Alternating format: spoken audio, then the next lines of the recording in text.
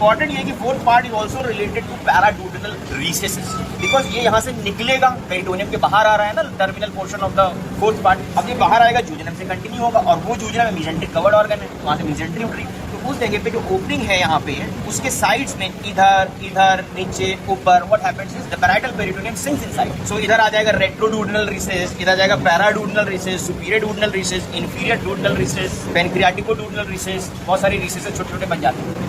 इसमें सबसे इंपॉर्टेंट है फोर्थ पार्ट ऑफ डुडेनम से रिलेटेड, कौन सा? Paraduodenal recess. Why is it so important paraduodenal recess? क्योंकि ये जो रिसेस है, पहली बात तो ये था, ये रिसेसेस की एक और क्लिनिकल पॉइंट ये है, जैसे कि फोरामेन ऑफ विंस्लो बताया था, epiploic foramen, internal hernias very common in these sides, foramen of Winslow में सबसे ज्यादा कॉमन है। उसके बाद क्या, यहाँ पे जो पैराडुडेनल रिसेस है, क्योंकि फोर्थ पार्ट जो है बाहर निकल रहा है, यही अंदर खींच सकता है, तो fourth part is also common for herniation, internal hernia. अब इस इंटरनल हर्निया को जब हम सर्जिकली ऑपरेटेड लैप्रोस्कोपिकली इसको क्लियर कराएंगे, तो नॉर्मली लोग क्या करते हैं कि सर्जन की पैराडुडेनल का जो मार्जिन है उस पर निक लगा सकते हैं। तो पैराडुडेनल रिसेस का जो मार्जिन है, with in that margin is actually the inferior mesenteric when.